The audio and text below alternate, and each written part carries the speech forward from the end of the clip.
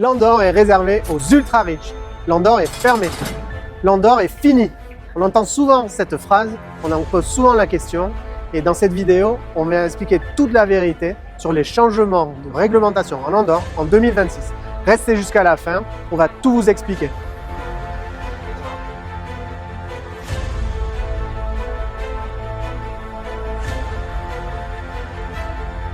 Donc pour remettre en contexte, l'immobilier a augmenté énormément ces dernières années.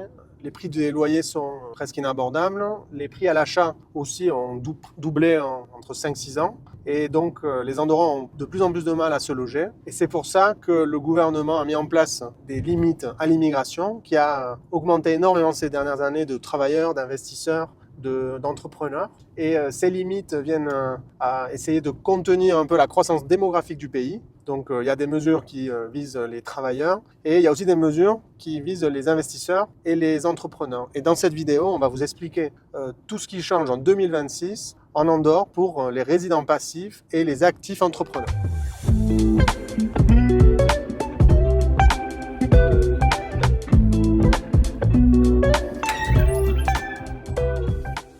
Alors, le fameux dépôt des 50 000 €, on va tout vous expliquer. Avant 2018, il était destiné uniquement aux résidents passifs. C'était 50 000 € qu'ils devaient déposer et 10 000 € par personne à charge. En 2018, on a aussi instauré un dépôt de 15 000 € pour les résidents actifs entrepreneurs.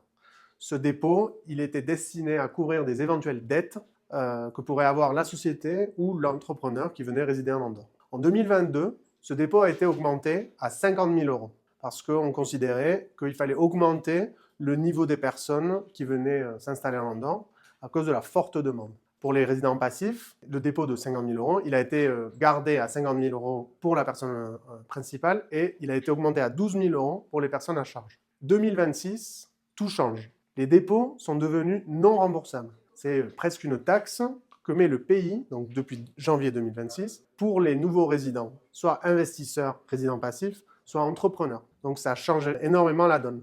Au lieu de devenir une caution qui sera remboursable et qui sert à couvrir d'éventuelles dettes, ça devient de l'argent qui est mis directement dans les caisses de l'État et qui sert à faire des politiques sociales, de logement, pour les personnes andorranes et résidentes depuis longtemps. La destination de ces fonds change complètement en 2026. Et donc pour les résidents passifs, le durcissement des conditions d'entrée, il est encore plus évident.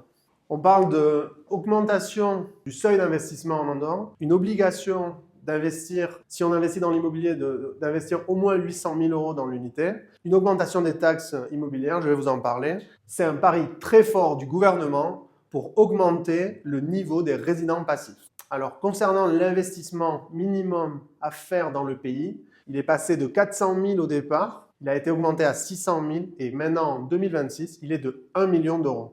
Ce million d'euros, en plus, il doit être investi dans des actifs andorrans, mais si c'est de l'immobilier, il faudra que l'unité immobilière soit de plus de 800 000 €.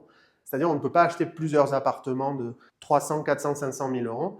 Cette mesure, elle est faite pour éviter que les résidents passifs absorbent l'offre de biens moins chers qui seraient plutôt destinés à la population andorrane. Si on investit dans de l'immobilier, par exemple, pour 800 000 €, il faudra investir en plus 200 000 € pour arriver au million dans des actifs andorrans. Ça peut être des sociétés, ça peut être des fonds à la banque, ça peut être de la dette souveraine. Il faut arriver quand même à ce million d'euros, même si on a acheté de l'immobilier à 800 000 €.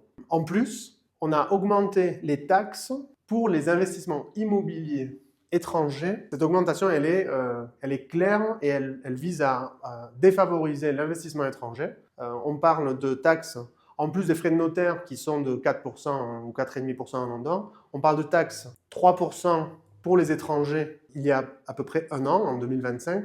On passe de ces 3% à 6%, donc en fait c'est 6 plus 4, ça fait 10% pour une première acquisition. Et on passe de 5% à 10% pour les investissements étrangers en immobilier pour la deuxième unité. Donc on passerait à une taxe réelle de 14% si vous voulez acheter une deuxième unité. Toutes ces mesures viennent à essayer de freiner la demande étrangère en biens immobiliers, ce qui permet normalement au gouvernement d'avoir des fonds pour faire des politiques sociales, pour acheter des logements destinés aux Andorrans et aussi freiner un peu cette demande qui est croissante. Et pour les actifs alors, qu'est-ce qui change? Un actif entrepreneur doit créer une société ou avoir une participation de plus de 34% d'une société et en être le gérant pour pouvoir demander la résidence. Ce qui change en 2026, c'est que jusqu'à maintenant, les créations de sociétés qui sont filtrées par le ministère de l'économie et le service de l'investissement étranger d'Andorre étaient filtrées avec certains critères qui n'étaient pas très élevés. Aujourd'hui,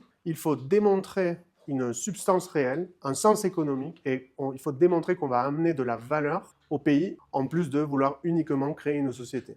C'est pour ça que les dossiers doivent être beaucoup plus construits, les projets doivent être réfléchis, et en plus, il faut présenter tout un plan économique qui n'était pas demandé avant. Le risque étant de se faire refuser des dossiers, comme on l'a vu dans la presse dernièrement. Comme vous le voyez, en général, le pays est en train d'augmenter les critères des nouveaux résidents et d'investisseurs et est en train de créer tout un plan pour éviter la fraude et tous les systèmes pour éviter les 50 000 euros, ne pas passer ces filtres et donc faire la fraude réellement à l'immigration. La première des choses est qu'ils ont créé des sanctions très sévères pour les personnes qui essayent de ne pas payer les 50 000 euros, de se faire embaucher d'une manière fausse, tout pour éviter de créer une société, de faire cet investissement d'1 million ou de déposer les 50 000 euros. Les sanctions ne seront pas uniquement pour les personnes qui en plus se feront expulser du pays, mais aussi pour les personnes qui facilitent ce type de montage, comme les sociétés qui embauchent des faux salariés,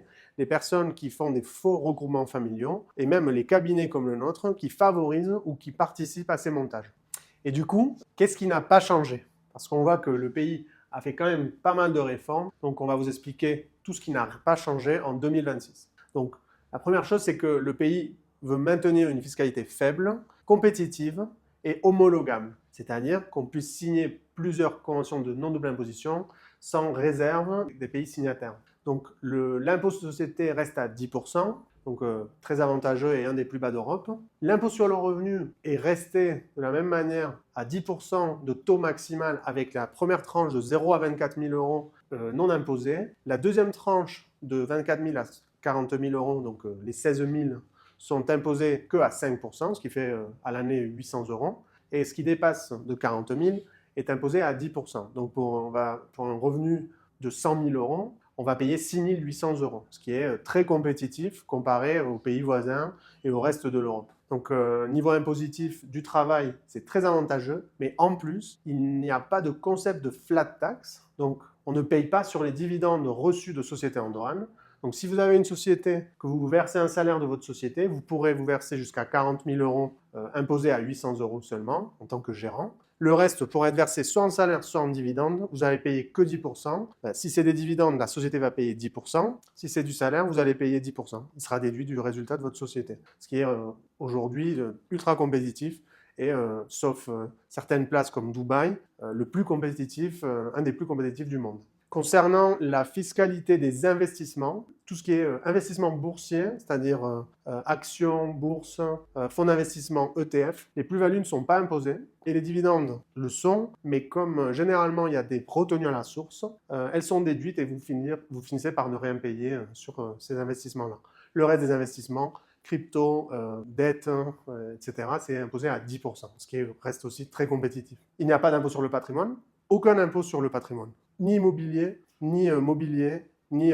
D'ailleurs, le gouvernement ne veut même pas savoir combien vous avez. Il veut savoir uniquement ce que vous gagnez et qui est imposable. Les personnes à haut patrimoine sont tranquilles en Andorre parce qu'ils n'ont pas à toujours communiquer au gouvernement tout ce qu'ils ont et tout ce qui est de faire état de leur patrimoine chaque année pour que le gouvernement puisse savoir et puisse taxer, même si souvent c'est injuste. Concernant les successions, alors, ou les donations, elles ne sont pas imposées. Il n'y a même pas un concept d'imposition sur ces mouvements-là. Donc vous pouvez, à partir d'Andorre, préparer votre succession d'une manière sereine, l'organiser plutôt du point de vue économique pour assurer la bonne gestion de vos héritiers et pas avoir à tenir en compte la fiscalité dans votre planification. Concernant la TVA, bien sûr, c'est une des plus basses du monde. On est à 4,5 le taux normal. On a des taux de 0, de 1%. Et les frais bancaires sont imposés à 9,5, ce qui est pas mal. Mais c'est la TVA, ce qu'on appelle IJ, c'est local. Donc si vous allez faire des opérations avec des pays en Europe, si c'est du retail, si c'est du B2C, vous allez devoir payer la TVA de ces pays-là. Et si c'est en B2B, ben, vous serez hors taxe, un peu comme c'est les règles internationales. En plus de la fiscalité, le système de société ne change pas. Les banques continuent d'être très safe, même si un peu old school au niveau technologique.